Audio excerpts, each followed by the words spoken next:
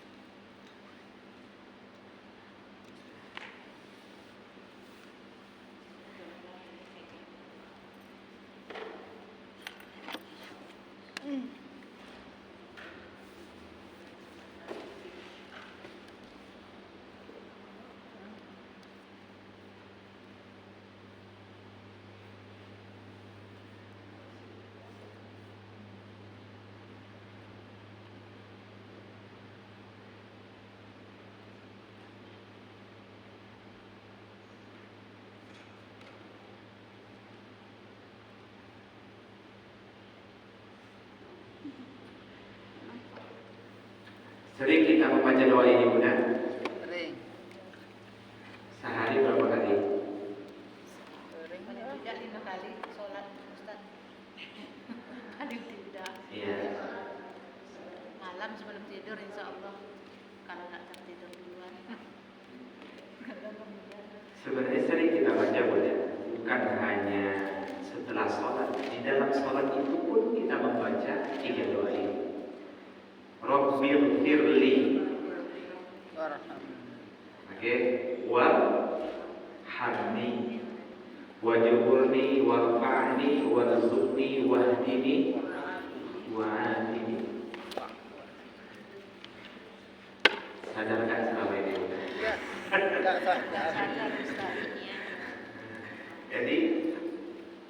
Jadi kita baca Rabbil firli itu waghfir lana, warhamni itu warhamna. Kemudian Rabbil firli warhamni wajburni warfa'ni warzuqni wahdini wa'afini itu wa'afina. Jadi selama ini kita kalau membaca Rabbil firli, apa yang bisa kita ambil pelajaran? Kita sedang ngapain ketika kita membaca Rabbil firli? Apa yang kita minta kepada Allah Subhanahu wa ta'ala? Wa'fu 'anna, maafkan kami.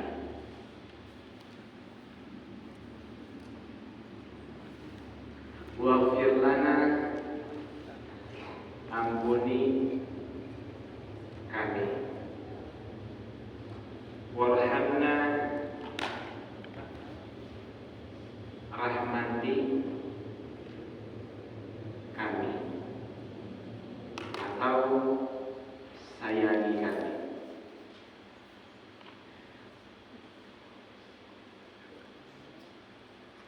Bunda, kalau ada salah sama suami, minta maaf atau minta ampun? Pernah minta ampun?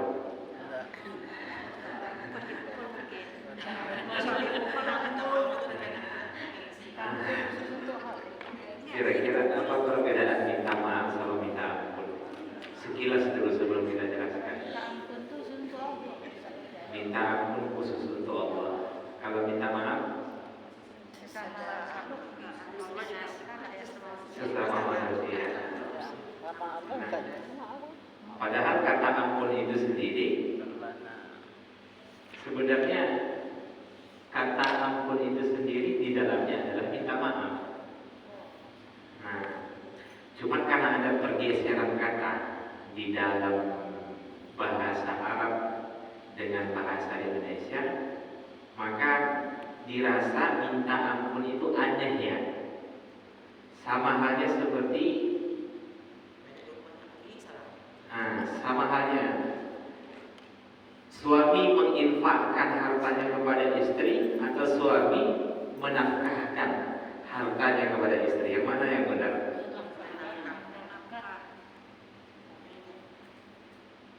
Infak, nafkah. Mana yang benar?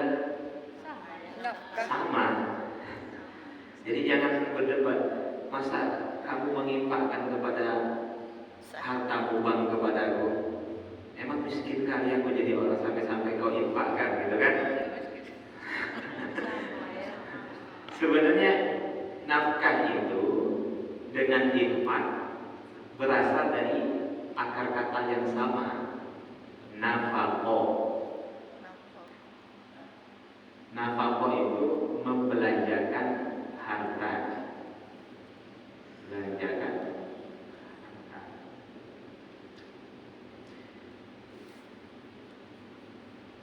Bolehkah saya gunakan istilah seperti ini? Saya menginfakkan harta saya untuk diri saya. Boleh? Boleh. Kan membelanjakan harta saya untuk saya. Makanya kan ada namanya nafkah pribadi, nafkah untuk istri, nafkah untuk anak. Nah, jadi jangan bertengkar nafkah atau infak. Nah, jangan bertengkar gara-gara masalah nafkah atau infak ya benar.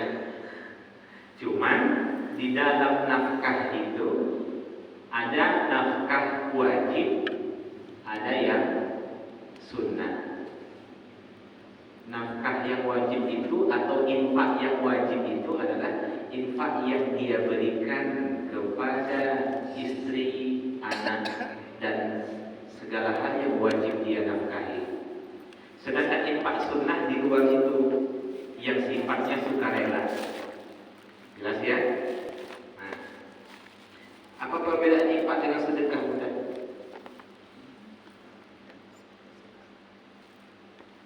Sering menggunakan istilah sedekah. Sedekah makanan. Sedekah makanan. Kalau infak Uang. Kalau sedekah bisa uang. Ya, dari rinciannya matanya. Tanggal sama.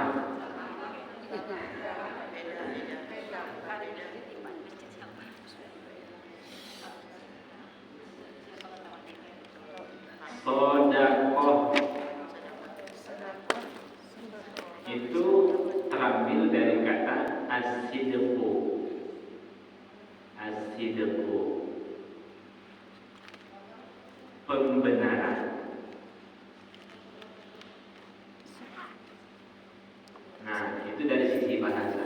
Adapun dari sisi istilah, sedekah itu kullu ma'rufin shadaqah. Segala yang baik-baik itu sedekah. Paham ya? Infak itu sedekah? Sedekah benar. Segala yang baik-baik itu sedekah. Infak sedekah. Oke. Zakat sedekah.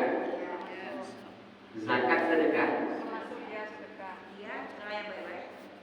Zakat sedekah lah, bukan karena segala yang baik-baik itu sedekah. Oke. Senyum sedekah. Sholat sedekah.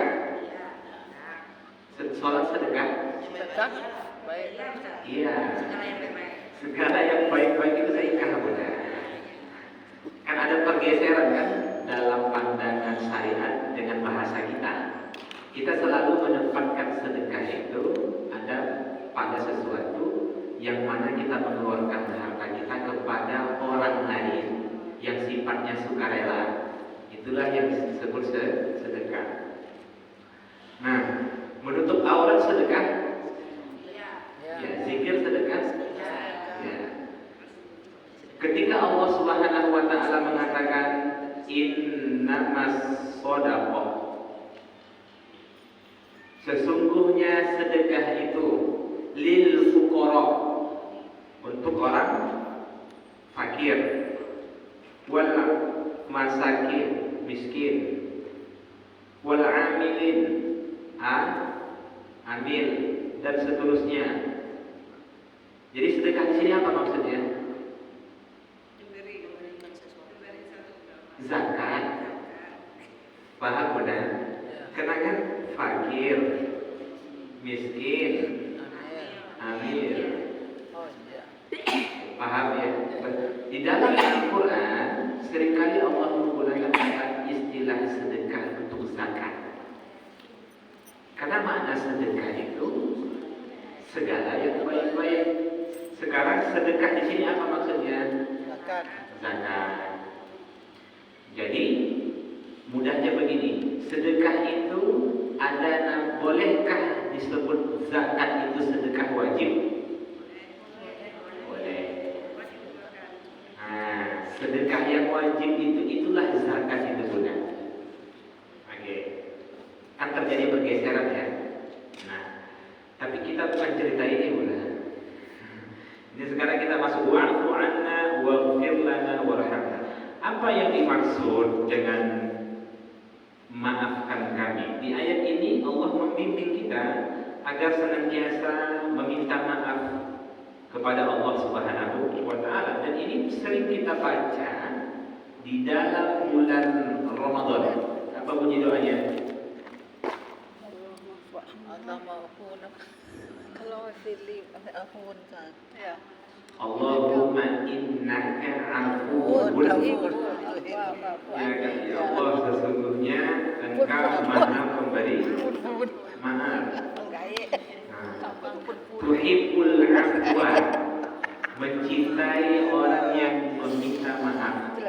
Fa'fu anni, maafkan aku. Sering kita baca itu benar. Ini kan antara Ramadan lupa. Tapi dia kalau otomatis dia Ramadan baru hafal kan? Padahal sahabat-sahabat dahulu ada yang membaca itu 3 kali karena ayat itu sangat menyentuh kolbunya. Jadi nggak harus salam qaulan birrahmanir rahim yang dibaca 3 kali. Jadi jika ada dalam Al-Quran itu yang merasa bunda itu sangat menggores jiwa bunda, bacalah berulang kali. Nah, contoh, alam nashrah laka sadrak, alam nashrah laka sadrak, alam nashrah laka sadrak, itu sangat menyentuh jiwa saya. Sehingga ketika saya membaca Al-Quran, ketika tadarus saya baca berulang-ulang sampai itu menyadarkan saya bahwa sebenarnya tidak mungkin hati saya ini lapang kecuali Engkau yang melapangkan ya Allah. Nah, contohlah seperti itu. Ya, kita membaca, dan itu banyak juga dipraktekkan oleh imam-imam yang ada di Masjidil Haram ketika membayar ayat-ayat tertentu. Dia baca 3 kali sampai menangis. Karena itu sangat meresap, dia sangat meresapinya. Jadi ada orang baca Quran nangis dia. Kenapa nangis? Karena di sampingnya nangis. Juga tersentuh ya. Terbawa suasana ustaz ya. Kadang mendengarkan ayat tadi kita getarnya nangis. Oh, saya pikir karena memahami makna, dia rupanya karena terbawa suasana. Baik, apa saja itu bunda? Zikir juga demikian. Zikir kita pasti ada masalahnya. Kadang kita mengucapkan subhanallah. Apa yang dimaksud dengan maha suci Allah itu? Kurangkan zikir kita jadinya kan? Sedangkan maha suci Allah kita nggak tahu bunda. Maka wa'fu anna, kita selalu mengucapkan alhamdulillah, segala puji bagi Allah. Kita selalu mengucapkan Allahu Akbar, la ilaha illallah. Selalu kita mengucapkan Rabbana wa lakal hamdu mil'us samawati wa mil'ul ardi wa mil'u ma syi'ta min syai'in ba'du. Selalu kita membaca itu. Tapi apa pelajaran yang bisa kita ambil? Apa yang kita lakukan saat itu ketika kita membaca Rabbana walakal hamdu dan seterusnya. Bahkan ketika kita membaca ketiga doa ini dalam sholat, kita pun tak paham. Rabbighfirli warhamni wajburni warfa'ni warzuqni wahdini wa'afini. Nah, Rabbighfirli apa artinya Bunda? Ampunilah. Ampunilah. Rabbighfirli warhamni Sayangilah. wajburni. Nah, itulah kekurangan dalam beribadah itu Bunda. Sampai kapanlah seperti itu? Sampai kapan seperti itu? Nah, itu menjadi catatan penting. Pelajari Bunda. Ya. Nah, kembali lagi memohon kepada Allah agar dimaafkan atas kekurangan di dalam menjalankan perintah Allah. Baik, ini yang dimaksud dengan wa'fu anna. Sekarang kita lanjutkan, waghfir lana. Ampuni kami. Yang dimaksud dengan kita meminta ampun kepada Allah adalah memohon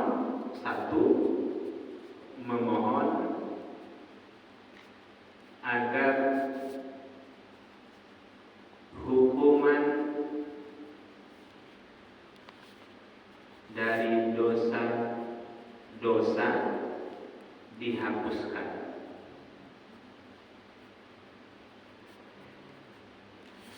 Memohon agar hukuman dari dosa-dosa dihapuskan.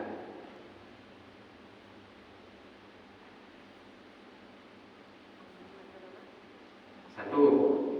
Yang kedua, memohon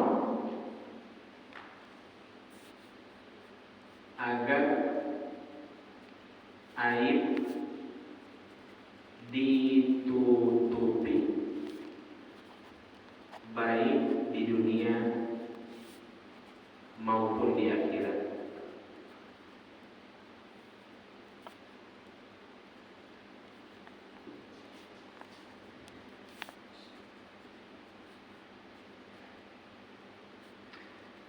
Imam Ibnu Katsir memaknai waghfir lana ini adalah kita membaca istighfar. Kita istighfar itu kan punya memohon ampun ya.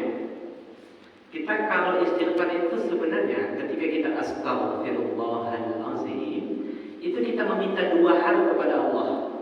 Kita kan astagfirullah, ya Allah ampuni aku kan. Kita meminta dua hal. Satu, memohon agar hukuman dari dosa dihapuskan. Pernah melakukan dosa? Nah, yang kedua, memohon agar aib-aib ditutupi baik di dunia maupun di akhirat. Maksudnya apa? Aib-aib dari dosa itu Bunda. Kita bahas dulu yang pertama. Nah, yang dimaksud ampuni ini adalah ketika terjerumus pada sesuatu yang haram.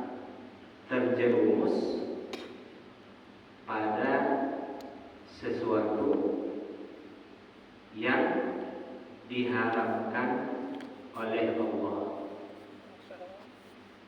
Ketika kita terjerumus pada sesuatu yang diharamkan oleh Allah Subhanahu wa taala, atau dengan kata lain kita pernah melakukan hal-hal yang dilarang oleh Allah Subhanahu wa taala, maka sikap kita minta maaf atau minta ampun? Minta ampun. Tapi ketika kita menjalankan perintah Allah Subhanahu wa taala, kemudian ada kekurangan-kekurangan di dalam beribadah itu, kita minta ampun atau minta maaf? Minta maaf. Bisa dipahami ya? Bisa dipahami Bunda? Ada kekurangan. Oke. Nah,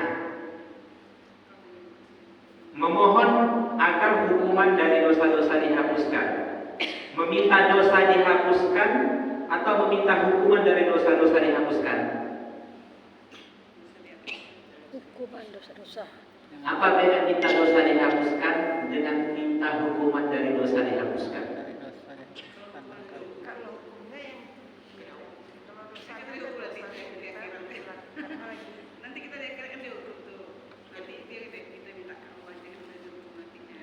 Dosa kita dihapuskan oleh Allah enggak benar? Tak pernah sampai ditegakkan nanti hari kiamat baru dosa kita itu dihapuskan. Yang dihapuskan oleh Allah adalah hukuman dari dosa itu. Nanti setiap orang yang melakukan dosa ketika di dunia, sekalipun dia benar taubatnya, benar istighfarnya, nanti kembali Allah ingatkan dosa itu di hari kiamat. Si fulan nyuri mangga tetangganya, tapi karena dia bertaubat ketika di dunia, hukumannya dihapuskan. Tapi dosanya tetap tertulis. Orang-orang yang pernah melakukan dosa ketika di dunia, walaupun dia bertaubat, catatan kriminalnya masih ada nanti bunda di hari kiamat. Tapi hukuman dari dosa itu dihapuskan. Seperti orang-orang yang dulu pernah melakukan perbuatan dosa, sekarang dia sudah hijrah. Tapi foto-foto yang dulu seperti yang menyebar di media sosial, dia membuka aurat, sekarang dia telah menutup aurat, kan masih nampak kan? Seperti itulah kira-kira. Jadi jangan sampai kita dalam hidup ini, dosa kecil, nanti kan buat dosa lah, kan bisa nanti minta ampun. Tidak benar. Setiap orang melakukan dosa, sampai kapanpun catatan dosa itu tidak akan pernah dihapuskan. Yang dihapuskan adalah hukuman dari dosa. Ningsih, ada namanya ningsih ini? Enggak ada benar. Ningsih, kamu jam 1 siang telah mencuri bakwan ibu kandung. Nah, tapi berhubung kamu bertaubat dan memohon ampun kepada Allah Subhanahu wa taala, maka hukuman dari dosa itu dihapuskan. Nanti diingatkan lagi kita boleh di hari kiamat. Nah, karenanya jangan sampai hukuman dari dosa itu dihapuskan, tapi ditampakkan dosa itu nanti di dunia, dan ditampakkan dosa itu nanti di hadapan Nabi kita, di hadapan orang tua kita, di hadapan orang-orang yang kita sayangi ketika di hari kiamat saat dihisab. Kita tidak mau dah. Karenanya kita memohon ampun. Karena fungsi dari memohon ampun itu bukan hanya meminta agar hukuman dari dosa itu dihapuskan, tapi melainkan kita memohon agar aib kita ketika pernah dulu melakukan dosa, jangan engkau tampakkan ya Allah di hadapan hamba-hambamu, baik di dunia maupun di akhirat. Itulah intisari ketika kita memohon ampun kepada Allah. Maka kedepannya tidak ada lagi yang ketika beristighfar itu tak paham maknanya bunda. Kedepannya ketika kita zikir pagi, petang, sebelum tidur, setelah sholat astaghfirullahaladzim, kita harus benar-benar sadar bahwa ketika kita mengucapkan astaghfirullahaladzim, ya Allah, hapuskan hukuman dari dosa-dosa yang dulu pernah aku lakukan. Kemudian yang kedua, jangan engkau tampakkan ya Allah dosa itu di dunia dan nanti di hari kiamat. Selama ini seperti itu beristighfar bukan? Alhamdulillah kita sekarang sudah dapat ilmunya. Itu maknanya. Makanya bahasa Arab helem itu mirfar. Terambil dari kata ghafaro. Ghafaro itu terbentuklah istighfar, al-ghafur, sifat Allah yang maha mengampuni. Maksudnya sifat Allah yang maha mengampuni sekaligus menutupi. Jadi yang menjadi sebab sampai saat ini aib-aib kita itu mudah, keburukan-keburukan yang ada dalam diri kita itu tidak diketahui oleh orang lain. Itu karena apa? Apakah karena kita pintar menyembunyikannya atau karena Allah yang menutupinya? Kalaulah dosa itu ada baunya bunda, tak ada satupun orang yang mau dekat dengan kita. Iya kan?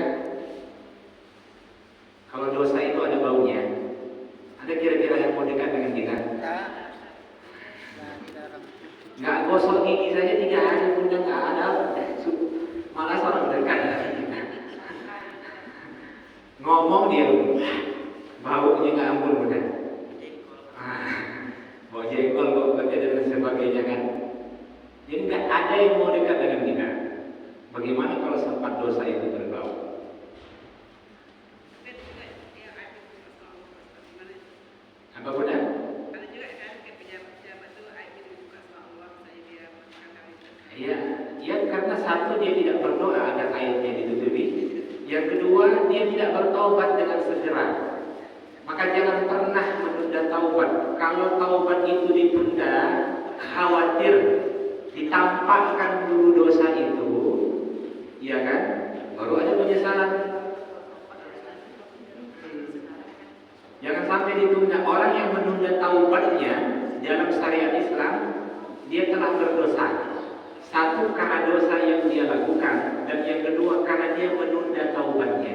Menunda taubat itu bagian dari dosa, bukan?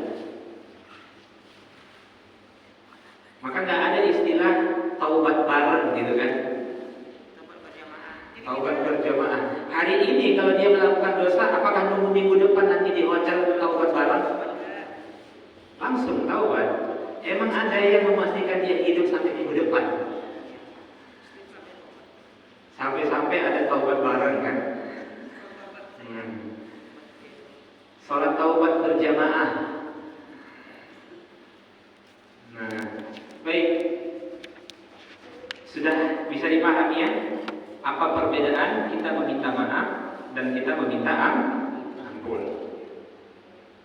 Jadi kalau begitu, ketika kita membaca Rabbighfirli, ya Allah, hapus hukuman dari dosa-dosa yang pernah aku lakukan. Warhamni, ya kan kita bahas. Wajibuni, warfa'ni, warzuqni, wahdini, wa'afini. Pas ketika kita membaca wa'afini, ya Allah, selama ini aku sholat, selama ini aku baca Quran, selama ini aku menjadi anak, selama ini aku melayani suami juga demikian, selama ini aku memimpin rumah tanggaku dan lain sebagainya. Apapun aktivitas ibadah-ibadah yang aku lakukan, kalau ada kekurangannya, kalau ada yang melupakan, kalau ada yang tertinggal, jika ada kekeliruan, aku mohon maaf ya Allah. Itulah wa'afini itu maksudnya. Baik, sekarang kita lanjut doa yang ketiga. Warhamna, sayangi kami. Apa maksudnya Bunda?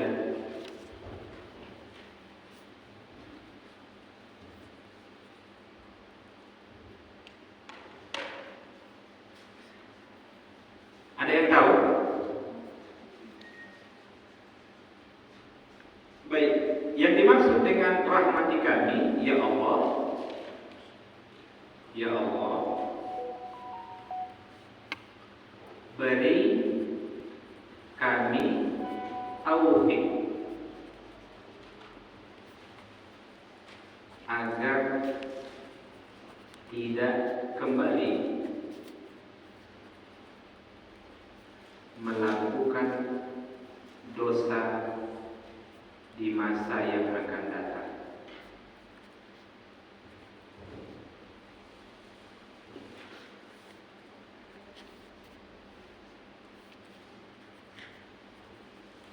Ya Allah, beri kami taufik agar tidak kembali melakukan dosa di masa yang akan datang. Bunda pernah memohon kepada Allah, ya Allah, bantu saya, tolong saya, lindungi saya, agar saya tidak lagi melakukan dosa-dosa saya di masa yang akan datang. Pernah berdoa seperti itu? Pernah tak? Pernah. Apa doanya? Dengan bahasa Indonesia aja Ustaz. Warhamna. Warhamna, benar. Ketika kita membaca warhamna atau warhamni di dalam sholat kita, itu kita memohon kepada Allah agar diberikan pertolongan untuk tidak lagi melakukan dosa di masa yang akan datang. Siapa yang menjamin kita untuk tidak lagi melakukan dosa di masa yang akan datang? Allah, benar. Kadang-kadang ada orang yang taubat buat dosa, taubat buat dosa, taubat buat dosa. Lupa dia bahwa sebenarnya yang mencegah dirinya untuk tidak kembali lagi melakukan dosa di masa yang akan datang, atau dengan kata lainnya istiqomah sampai mati, itu adalah Allah Subhanahu wa Ta'ala.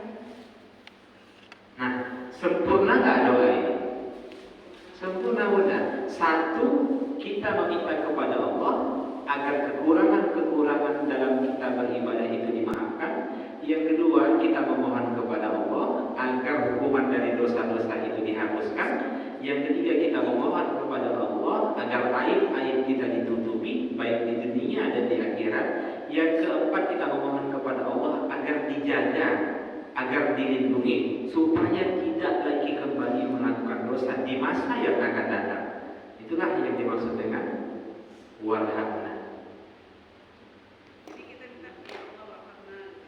Ya, kita memohon rahmat kepada Allah itu benar adalah kalau kita sudah disayangi oleh Allah, dirahmati oleh Allah Subhanahu wa taala, maka Allah akan mencegah diri kita, membentengi diri kita di saat kita ingin melakukan dosa di masa yang akan datang. Nah, itu yang dimaksud dengan warhamna itu. Sampai sini ada yang tanyakan? Jadi seorang hamba itu udah butuh 3 doa ini. Dan memang inilah yang biasa kita lakukan dalam hidup ini kan. Beribadah pasti ada kekurangannya. Jangankan ibadah, buat dosa sering. Nah kemudian setelah itu ada yang menjamin kita untuk tidak kembali melakukan dosa di masa yang akan datang. Tidak ada kecuali Allah Subhanahu wa taala. Maka ucapkanlah warhamna. Jelas bukan? Hah? Baca ini.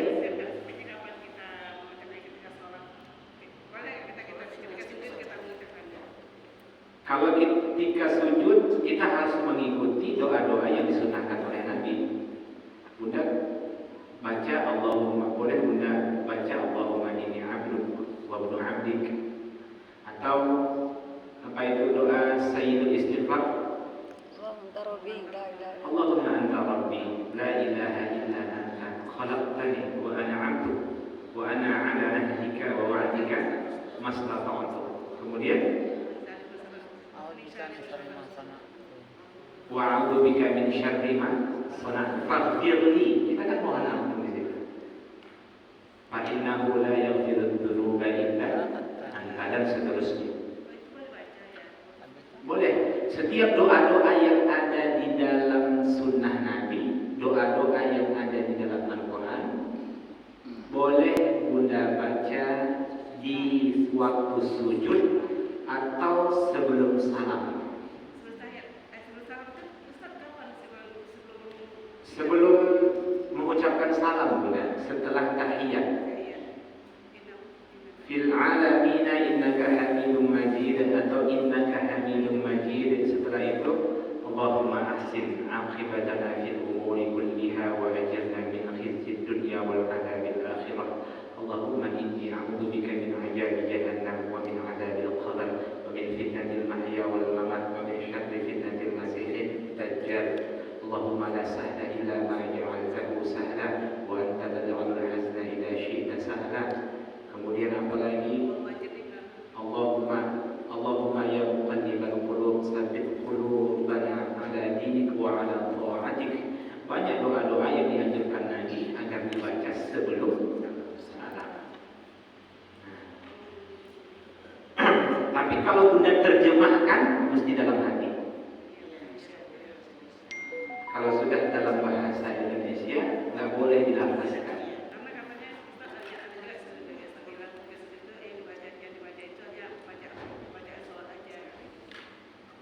Bacaan sholat.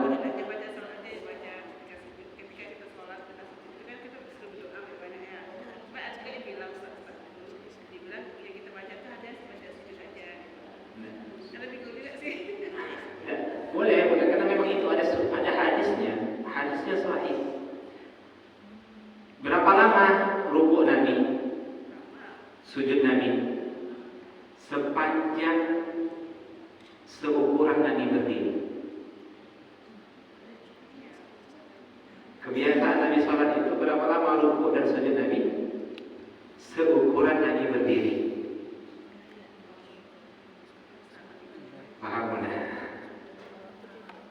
Apa yang dibaca? Kalau sekarang doa gitu. Ketika Nabi ruku, Nabi mengulang-ulang bacaannya, Subhana Rabbiyal Azim, Subhana Rabbiyal Azim. Atau boleh dalam redaksi yang lain ditambah wa bihamdi. Atau boleh dibaca Subhanakallahumma rabbana wa bihamdika Allahumma ighfirli. Atau boleh dibaca Subuhun Quddus Rabbul Malaikati war Ruh. Dibaca berapa kali dibaca? 3 kali itu minimal sunnahnya Bunda. Bunda membaca 100 kali? Boleh, sepanjang Bunda lakukan itu dalam sholat sunnah, tidak dalam sholat wajib. Sholat wajib itu mengikuti imam. Kalau Bunda lagi rukuk, Subhana Rabbiyal Azim wa bihamdi subhana sampai 3 kali. Kemudian belum lagi bangkit imam itu. Jangan temenung. Ya baca saja terus. Jadi temenung aja. Itu artinya imam memberikan kesempatan kepada Bunda untuk berzikir ketika rukuk itu menambah terlebih dari 3. Ketika Bunda fil alamin innaka hamidum majid. Jangan mikir kapan imam salamnya. Berarti itu memberikan kesempatan kepada Bunda untuk baca doa. Jelas ya. Nah ini kadang bingung. Rabbana wa lakal hamdu. Terus samawati wa bil ardi wa ma syi'ta berapa kali tambah doa yang lain. Alhamdulillahi hamdan katsiran tayyiban mubarakan fihi. Boleh subhanakallahumma rabbana wa bihamdika Allahumma ighfirli. Itu banyak doa yang lain. Ya. Baik. Tapi kalau sholat sunnah Bunda, hantamlah rukuk itu sampai subuh. Sholat malam kan. Ya kan subhanarabbiyal azim, subhanarabbiyal azim, subhanarabbiyal azim. Sampai 2 jam boleh? Itulah kenapa sampai kaki Nabi berdarah-darah. Emang Nabi temenung sujud. Itu karena Nabi mengajar. Ya. Baik.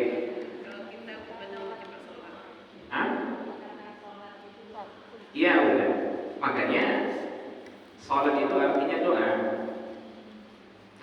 Kenapa? Karena memang semua rangkaian-rangkaian yang di dalam sholat itu adalah kita berdoa. Zikir itu doa. Ya. Iya. Kita berzikir untuk apa? Ingat Allah. Untuk ingat Allah supaya apa keuntungannya kita mengingat Allah? Supaya dapat pahala. Kalau ingin dapat pahala, kita sedang ngapain sebenarnya? Sedang berdoa. Untuk apa Bunda berzikir? Kecuali ada yang Bunda butuhkan dari Allah kan? Ya. Kita berzikir itu karena kita ingin sesuatu kepada Allah. Kalau kita ingin sesuatu kepada Allah, sesungguhnya kita sedang apa? Berdoa. Jelas. Maka karena itu, setelah itu apa? Kita pun bangkit. Sami'allahu liman hamidah. Apa artinya? Allah Maha mendengar. Allah Maha mendengar orang-orang yang memujinya. Apa maksudnya? Allah kabulkan apa yang dia minta ketika rukuk tadi. Itu maksudnya udah. Baik. Kita lanjutkan.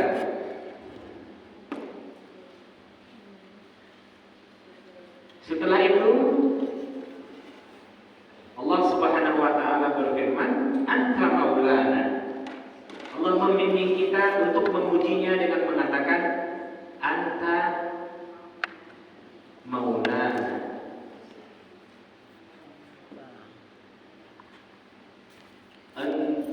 Engkaulah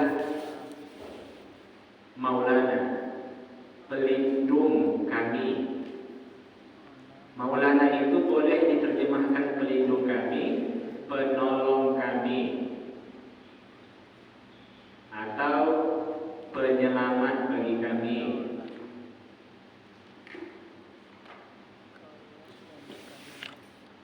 Atau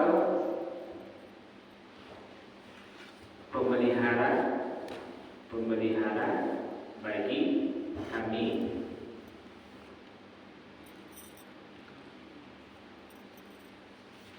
2, 3, 4. Boleh. Di ayat ini kita sedang memuji Allah. Setelah kita berdoa mudah, Rabbana la tu'akhidna in nasina aw akhtana, Rabbana wa la tahmil 'alaina isran kama hamaltahu 'ala alladziina min qablina, Rabbana wa la tuhammilna ma la taqata lana bihi wa'fu 'anna waghfir lana warhamna. Kemudian kita pun memuji. Kan demikian juga ketika kita berdoa kepada Allah kan, diawali dengan pujian, diakhiri dengan pujian kan? Kan itu kita berdoa. Nah, di sini kita sedang memuji Allah Subhanahu wa taala.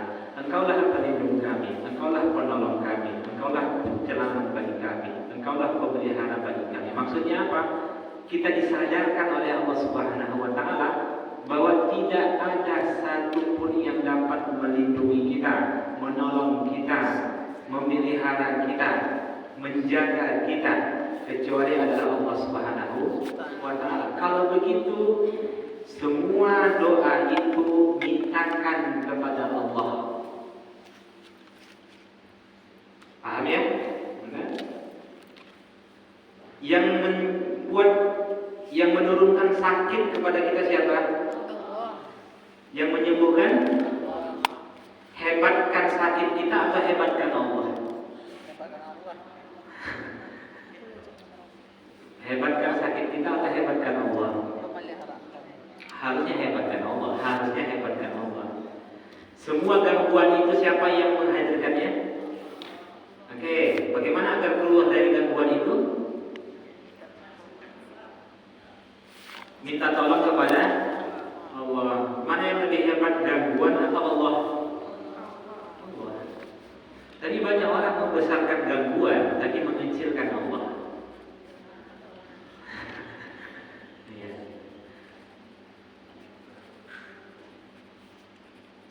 Sakit dengan pertolongan Allah mana lebih hebat?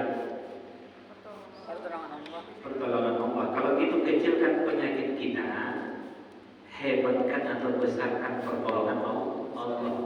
Kalau selama ini kita selalu membesarkan penyakit kita dan mengecilkan pertolongan Allah, itulah tak sembuh-sembuh. Baca doa ketika meruqyah orang pun demikian. Yang dia hebatkan jinnya, bukan Allah Subhanahu wa ta'ala. Makanya bermasalah tauhidnya mudah.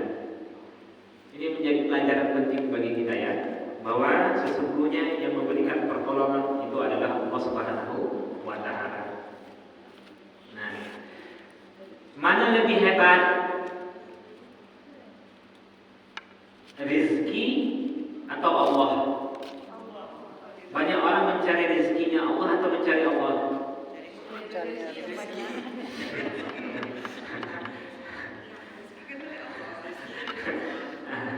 Bunda kalau ingin barang seseorang, cari barang dia atau cari pemilik barang itu?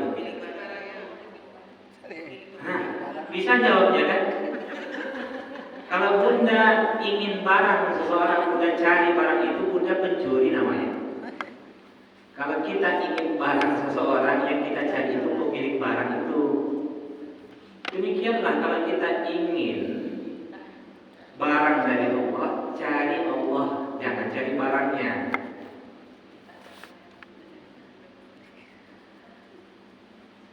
Masuk udah. Nah, apalagi kita kuatkan tauhidnya mudah. Saya aja mudah berpikir, kenapa selama ini kita berat memberi? Padahal sebenarnya semua yang kita miliki adalah pemberian.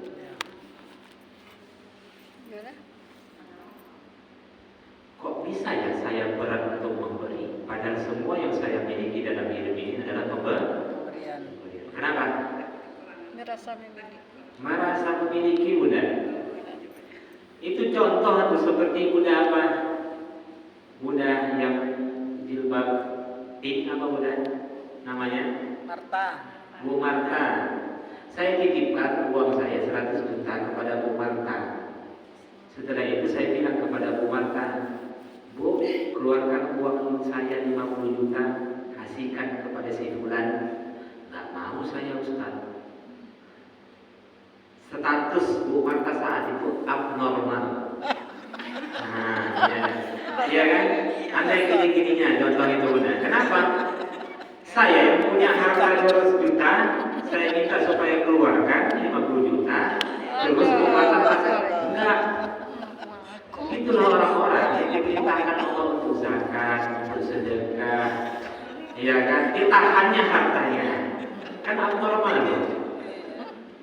Ada masalah dengan otaknya, bukan? Allah perintahkan yang memiliki harta itu siapa?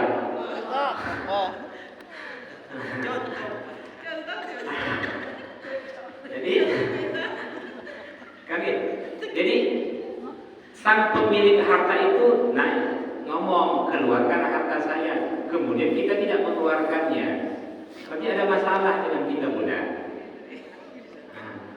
Jadi sadar atau tidak, sebenarnya kita bersedekah itu bunda untuk melatih diri kita agar jangan sampai merasa memiliki dalam hidup ini.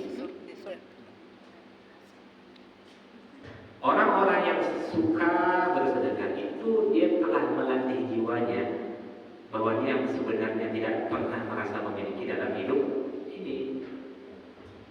Dan Islam memerintahkan kita, jadilah tuan dari harta-hartamu, jangan menjadi budak. Kalau engkau mengeluarkan hartamu, saat itu statusmu menjadi tuan. Tapi ketika engkau enggan untuk mengeluarkan hartamu, kaulah sebenarnya menjadi budak dari harta itu. Jadi sekarang Allah perintahkan kita mengeluarkan harta itu bukan untuk keuntungan Allah, untuk kita kembali ke kita. Kebaikannya semuanya kembali kepada kita.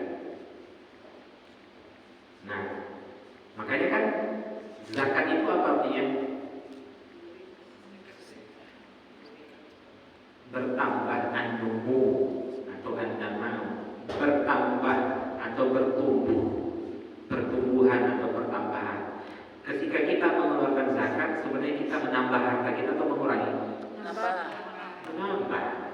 Bill Gates aja orang terkaya saat ini, termasuk orang terkaya saat ini di dunia, dia sadar bahwa yang menjadi sebab dia salah satu orang terkaya ketika dia mendirikan perusahaan di Scott itu, udah, iya kan? Apa? Setelah itu dia dirikan yayasan untuk anak-anak yatim. Padahal orang kafir dia, sadar dia bahwa sebenarnya doa terbaik dalam hidup ini adalah buat baik. Kalau orang kafir ada yang buat baik sampai seperti itu dia, iya kan? Kok ada orang Islam sulit mengeluarkan harta? Iya kan? Baik.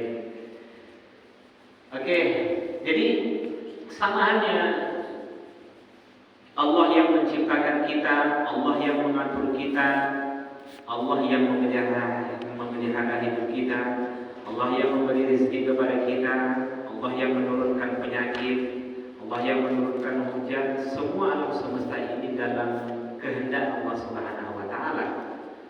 Maka kalau begitu, minta tolongnya harus kepada Allah. Yang dimintai pertolongan itu adalah Allah Subhanahu wa taala. Karena sesungguhnya dialah yang melindungi kita, dia yang menjaga kita. Paham? Makanya kalau bunda paham bahasa Arab, Maulana ini terambil dari kata waliyah. Waliyah, dari kata waliyah inilah terbentuk wali. Wali itu siapa?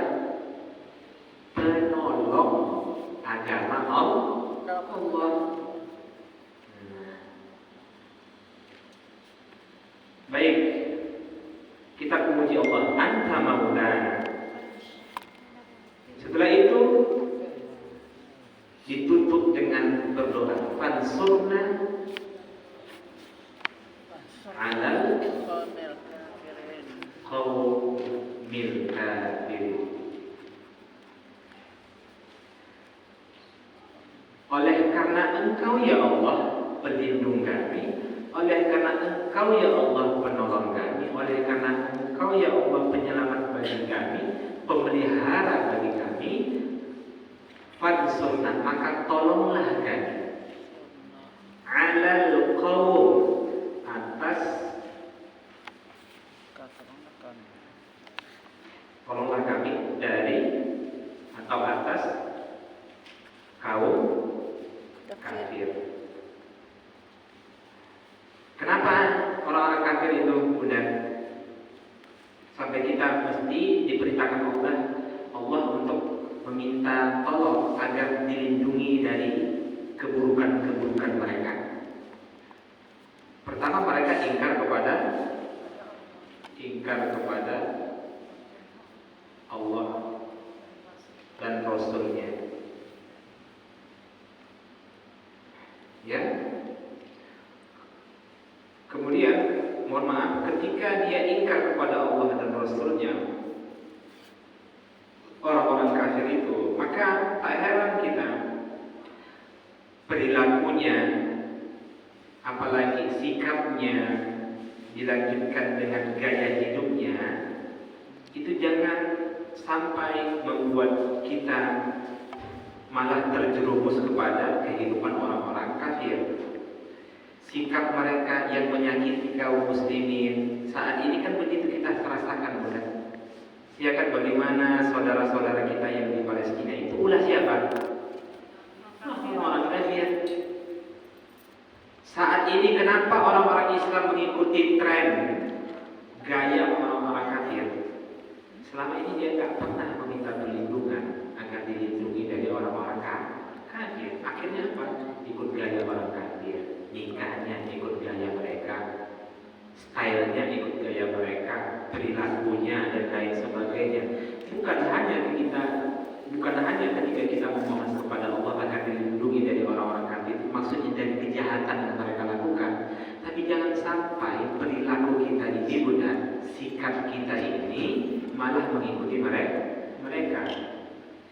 Hari ini kan kita lihat sudah hampir, ya, gaya hidup orang-orang yang beriman itu 11-12 dengan orang-orang kafir. Apa gaya hidup mereka? Seperti apa? Suka mengumpulkan dan menghitung harta. Itu kan yang Allah sampaikan. Menumpuk-numpuk harta, tidak mau mengeluarkannya di jalan Allah. Itu kan gaya-gaya hidup orang kafir. Kalau pakai pakaian ketika nikah, itu sampai pakai dayang-dayang diangkat bulan. Apa namanya itu? Bajunya itu selayang. Padahal dalam Islam boleh kita pakai selayang. Nggak boleh, minimal perempuan itu bulan maksimal pakainya 1 hasta dari mata kaki. Ini mata kaki nih, ini hasta kita. Nah, tapi inilah panjangnya. Nah, tapi kadang kita lihat orang-orang Islam yang nikah itu sampai diangkat-angkat, sampai ke sana bukan? Jangan-jangan ada tersangkanya di sini. Iya, betul, Ustaz. Orang-orang kafir bukan? Tapi ingatlah bahwa sebenarnya yang mendatangkan ujian itu adalah Allah Subhanahu wa Ta'ala. Ya, alladzi khalaqal mauta wal hayata liyabluwakum ayyukum ahsanu amala. Allah yang menciptakan kematian dan kehidupan untuk menguji kalian. Hidup itu ujian. Ditinggal oleh orang-orang yang kita sayangi, itu juga bagian ujian. Untuk apa? Liyabluwakum, untuk menguji kalian. Ayyukum, siapa di antara kalian ahsanu amala, yang terbaik amalnya. Ujian itu untuk yang terbaik amalnya atau yang paling banyak amalnya? Banyak. Terbaik. Allah katakan ahsanu amala atau aksaru amala? Ahsanu amala. Dilihat yang ingin Allah lihat itu yang terbaik, bukan yang terbanyak. Banyak sholat kalau bermasalah sholatnya mudah, dengan orang yang sedikit sholatnya, sepanjang sholat fardu 5 waktu, benar cara sholatnya, mana yang terbaik?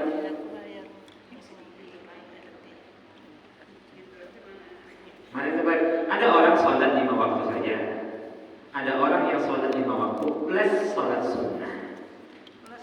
Ya, plus sholat sunnah.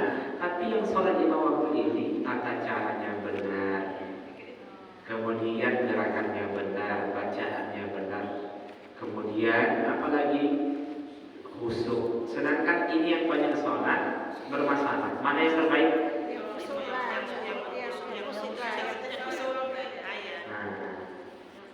Ada orang yang baca Quran 1 bulan khatam 30 juz. Dan ada orang yang baca Quran karena dia berusaha untuk memperbaiki bacaannya, pelan-pelan dia tepatkan makhrajnya, sifat hurufnya, kemudian waqaf wal ibtida'nya, kemudian dia renungi. Dapatnya sebulan itu cuma 1 juz. Mana yang terbaik? Yang 1 juz. 1 juz.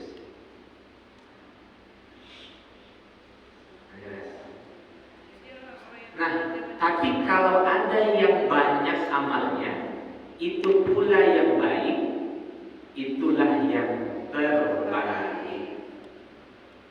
Maka fokus kita mudah. Untuk apa kita belajar ini? Tapi untuk yang terbaik. Supaya pengabdian diri kita kepada Allah itu yang terbaik. Bukan banyak saja mudah. Terbaik.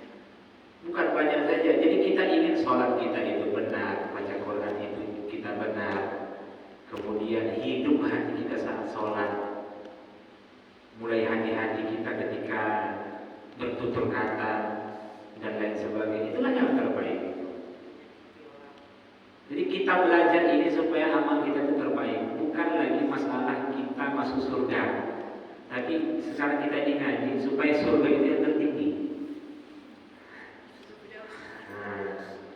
Mau masuk surga yang tertinggi Bunda? Gimana mau masuk surga sedangkan Bundanya nggak pede? Mau masuk surga yang tertinggi?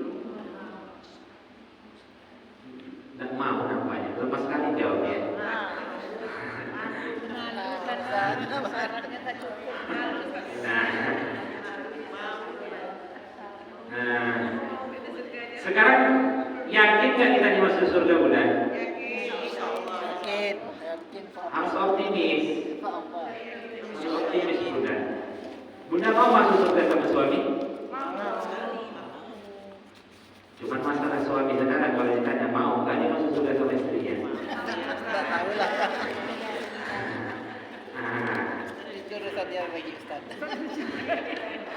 Itu urusan dia lagi.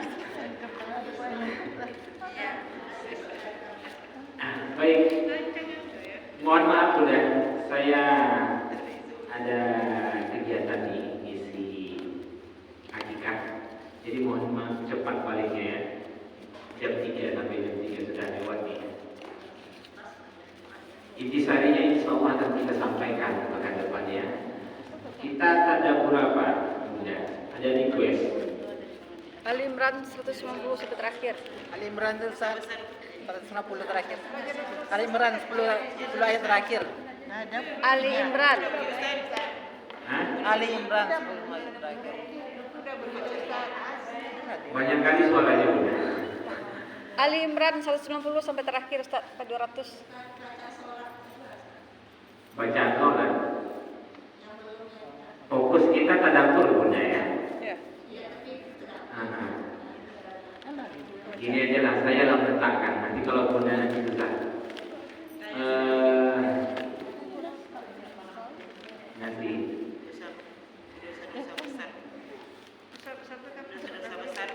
Dosa-dosa besar. Sudah beli Bunda. Kalau dosa-dosa besar nanti tidak terabur gitu jadinya. Kalau dosa besar bisa kita baca, tapi tadaburnya bisa harus ada guru. Saya terakhir.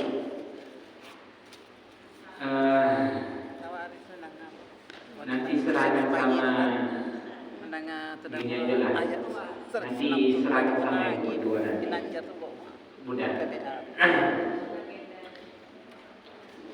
Banyak sebenarnya. Sebenarnya juz 30 itu saja belum ya. Banyak lagi. Nah, Al-Muluk lagi. Al-Baqarah itu sangat banyak sekali Bunda. Kalau Al-Baqarah terlalu tinggi sampai ke sana udah.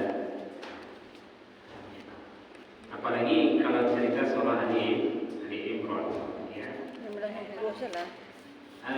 Ali Imran ini terakhir, Ustaz. 10 ayat terakhir. 10 ayat terakhir. Al-Kahfi ada, Yasin ada. Yasin itu kalau teman-teman yang lain punya sampai 3 bulan.